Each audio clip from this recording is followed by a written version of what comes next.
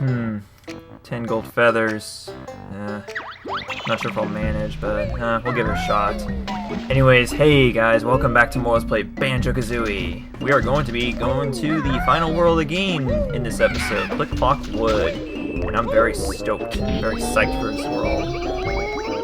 Ah, man, I love this shortcut. This shortcut's amazing. Imagine if you had to actually walk all the way up Gruntilda's lair. Like, imagine if these cauldrons didn't exist and you had to make your way all the way up to the top of Gruntilda's lair just to get here.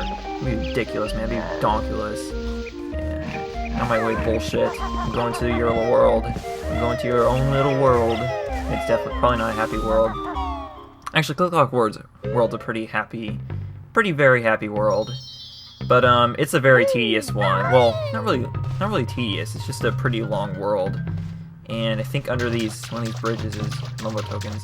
So, anyways, remember in Fungi Forest in DK64, if you played that game first, you would know that Fungi Forest, you can change the whether it's day or night in that world. Well, in this game in the forest level, you change the seasons. Like, you travel to the actual world. Like, the game basically puts you here in this central area where you can go to the different seasons of Click Clock Wood. And the first season we're going to be going to is spring. And in order to open up each season of this level, you need to find the appropriate switches. And this is the one. Yeah, here's the spring switch right here. It's on the fall side.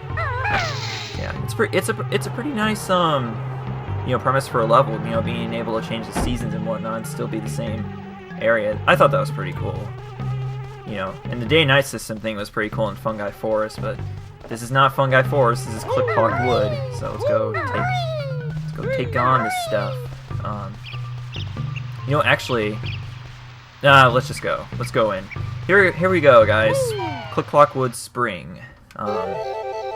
There's probably in fact, the majority of the stuff you do in this world is actually gonna be in the spring season. And I love the enemies in this world. They look basically, kind of look like, kind of remind me of Robin Hood, sort of.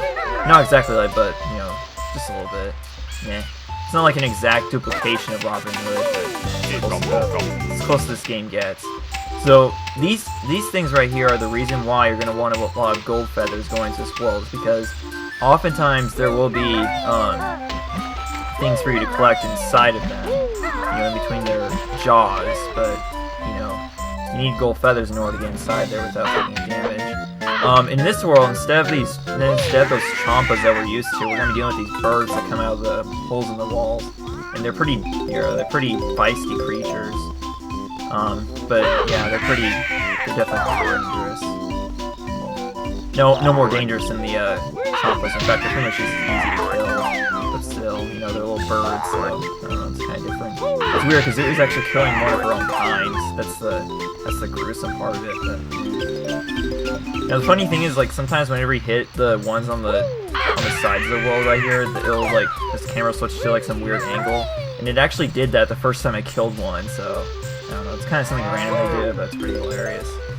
So anyways, we got 4 notes surrounding this pile of dirt here. And if you poop into this hole that's oddly placed in the middle of the dirt pile, something special will happen. We're going to plant our own poop plant. Or eggplant, I guess I should say. It's actually an eggplant, but I'd like to call it my poop plant. My personal poop plant. And the cool thing is that this plant will it'll grow further as the seasons go on, but there'll be basically many ways to grow it, I guess. But I guess like once it gets to its full height, then you get it. So I figured out the key to defeating those bullshits is you just gotta like hit it a couple times, and then like as you're hitting it the second time, you have to just avoid like basically you just have to hit it and then turn around, so you're not like, I guess because if you touch it at all, whether or not it's charging it, you're gonna take damage. So I don't even know why the thing bothers to charge at you, because you're gonna take damage from touching it anyways, we're getting sidetracked here. We need to go around this tree here, because it's basically the best way to go about this world is to go around the tree and explore different areas. Oh, this is evil right here. We're just waiting for this bird to get out of the way because he's going to do that. There we go. Because they actually have a specific pattern that they follow, and once you learn it, then you'll be able to avoid their attacks with ease. So I think you're supposed to have 36 notes. It was either 36 or 12 notes leaving Click Clock Blue. I'm pretty sure it's 36 now because I have 17 already, so yeah, it's gonna be, you're gonna want 36 notes before you leave Spring. Because the notes are actually laid out, spread out between the seasons, so you need to make sure you're just collecting every note, all the notes in every season. So, you know, getting the notes in, all the notes in this level can be pretty complicated. But, you know, in my honest opinion, this world's actually not as bad as Rusty Bucket Bay, so I think it's a nice, well, it still can be difficult though, so, especially like the higher up you get in the tree. Oh wait, that's right, we can't have, well, we could get our alternate form for this world, but there's no point in doing that because missions and everything. And plus you're going to want to be in your alternate form when you leave this world too, that's the thing. Yeah, let's reset the waiting boots, because, anyways, these are Grunty's bramble bushes. You want to be in the waiting boots when you're going through here. That's why I'm wearing my waiting boots. Yeah. Wait until we get to winter season, those brambles will be no longer an issue because you can just walk over them because they're frozen. I don't know why you still don't take damage from walking over them when they're frozen, but you know what, I can't complain. Anytime you can avoid taking damage in a video game, I'll take it, to be honest. Alright, so there's 20 notes. And we could waste the gold feather to get a gold feather, so I'm not going to do that. Definitely not going to do that. That's a waste of gold feather. Well, you're basically in it right where you started, basically. Now, pay attention to this world, because as the seasons progress, changes are going to happen to the world that are noticeable. Like, for one, these leaves, like, basically spring is, like, sort of known as the rebirth. It's like the birth of something, spring sort of is. Well, not necessarily, but basically it's kind of what it is. It's like, basically in the spring, everything as young and small as it gets. And as you progress through summer and fall, everything gets bigger. So, and that includes the birds and the leaves and pretty much, you know, just a lot of stuff that goes into that, so, you know, just keep all that in mind. So right now we're standing on a beehive, and this beehive you don't have to worry about, you know, getting attacked by bees, at least while you're out here, but you will have to worry about that later. But, I mean, there will be stuff to do with that beehive later on, but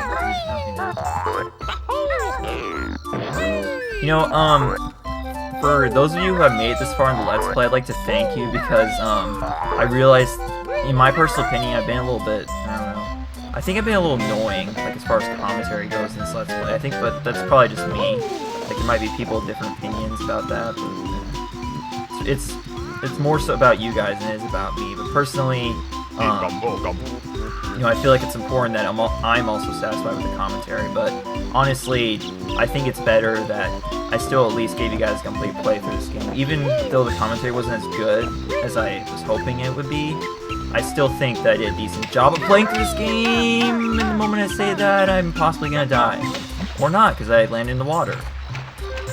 Yeah, that's one of the reasons why this is a tough world, because you could easily fall to your death from the tree, because you're gonna be getting pretty high. Like, you're gonna be reaching new heights, you know, on this tree here, so you need to be very careful, so I'll just meet you guys back up to where I was. Also, something worth mentioning is that down here in the water, you notice that a beaver is swimming, you know, swimming down there. He has something to say to us. Somebody move this boulder. Naughty can't get in his house. There's actually a funny glitch you can do with this rock here, but, well, actually, it's not really that funny of a glitch. It's just a glitch that you can do where you can actually destroy that boulder in the spring. But, if you try to go into his house from there, which you can, but in the spring, his house, like, literally does not exist. So if you go in there, you'll get some graphical glitches. Or, well, it's not really a graphical glitch, it's just like, there's just nothing there. So if you go in there, there's literally nothing. So it's kind of a glitch that you can do. And basically what, well, basically the way it works is that you stand, like, in a certain spot, and you shoot eggs, and you poop eggs out, and wow, that was dumb. And you basically poop eggs out, and if they land on the rock, they'll eventually destroy it. Like, literally, you can poop out eggs and you can destroy the rock earlier than you're supposed to. But enough of this explanation, okay? I'll show you guys the glitch later, but for now, just once again, meet you back up there. Okay, let's try that again. Hopefully I won't fall this time, fall to my close to death. It's a good thing there's water under here, but seriously. As you progress through seasons, this bridge out here will get more and more complete. Now, as to why there's a bunch of floating, suspended pieces in midair, I have no idea why. It's really complicated. It's really confusing, but it's video game logic for you. Actually, I think down there is a Jiggy, isn't there? No, there's nothing down there right now, but eventually there's going to be a Jiggy over there or something. You get something for going over there in later seasons where you can actually walk on those leaves. Because eventually, those leaves are going to grow. Those tiny buds right now, they're going to eventually grow into leaves and you can actually use them later. Ooh, who's in here? I think this is somebody's house. Oh, who's this? Chomp Chew. Nabnut likes acorns. I'll just eat a few more. I'd stop eating them now if I were you. Aren't you trying to save those up for winter or something like that? Because I do know how wildlife works. You know, you gotta store food up for winter, so. Even like especially considering they're actually expecting little kids to be playing this, so. Should be able to tell that they're storing food for the winter, but he's not gonna have any food if he's gonna eat it all, that's for sure. Okay, so right here we have the switch that opens up the summer season, so yeah, that's where we'll be going next, but just to be sure, we're going to want to stick around here collecting more notes. Wait, do we have all of them? Yeah, we've only got 20 notes, we don't have all of them yet. I could be wrong though, maybe 20 is all you have to have in spring, but I'm not sure. I could easily be wrong, but one thing's for sure, there's a Mumbo token here. Hello, Mumbo token, thank you. It's 44. Oh yeah, you also gotta do this too. This is Bird's Nest right here with a giant egg, and apparently the parent has just abandoned this egg for whatever reason. Clearly, they just laid an egg and then left or something like that, or maybe they died or something. But I would like to, I don't know which is worse though, either the parent dying or need Eerie, Mighty Eagle, needs sleep now. Oh, a fellow eagle, eh? Nice. I'm an eagle too. EW eagle, that is. Well, speaking of which, like by the time you guys see the, well, actually, won't quite be Dead Week yet, but by the time you guys see, I don't know, like by the end of this Let's Play, I should be like around finishing up my spring quarter or something. Oh dang, I'm not sure if you're supposed to be able to make these yet. I don't think so. Somehow I am making these though. Dang. You know what? Whenever I go up this tree, I always think of like being up the top of Sandy's tree in SpongeBob Revenge of the Flying Dutchman. Oh, there's a Ginger right here, so I'm gonna have to use a gold feather to get it. Actually, I think later on you're gonna be able to. There's actually in our once you're in your alternate form, you can actually go in those jaws without taking any damage because like they're not gonna chew on you since you're a bee for whatever reason. I don't know. It seems like it'd be like a trap for bees, but it's not. So if you go on there's a bee, you won't take any damage. So here's our first Jiggy. See, we've been in Click Clock Wood for already like one episode, I think, and now we've only got one Jiggy, so that should give you a hint as to how long this world takes. It's definitely the longest world in the game, no doubt. But it's definitely not the hardest, that's for sure. One could consider it the most tedious if they wanted to. Yeah. No matter what season you come here, it's always going to look exactly the same, and it's always going to be the same Jiggy in there, so... essentially, we're already done with that room right there. Good. But yeah, you want to make sure that you crack the egg open and, wake the baby up, because it's going to be important for later. For now, the baby's just sleeping, but in a few months, we'll be back there. And by a few months, I mean, like, in the next episode. So, I think the way I'm going to handle this, Click Clock Wood is just be, like, one episode per, season or something like that. So, in fact, actually... You know, since it took me like 16 minutes to get through the spring thing, then I guess that could be it for this episode, so... And this will probably be the first time I end off an episode, like, in the middle of a world, because up until now I have not done that, because... simply because, like, you cannot... you don't want to leave a world until you've collected all the notes. It's not, and the game's not going to save all the notes you got. So your best bet is just to, once you enter a world, do not stop playing until you finish the world. That's your best bet, or until you got all the notes, all the Jinjos and something like that. But for now, I'll just make an exception. But I'm still going to continue, like, obviously I'm going to continue recording, but I'm going to end one episode off here. So next time on Let's Play Banjo-Kazooie, y'all, we will be taking on the summer season of Click Clock Wood. So yeah, but we just finished off the spring season, which is actually the current season at the time that this episode's being posted. So, but anyway, I will see you guys next time on Banjo-Kazooie for the summer season. See ya. Peace out.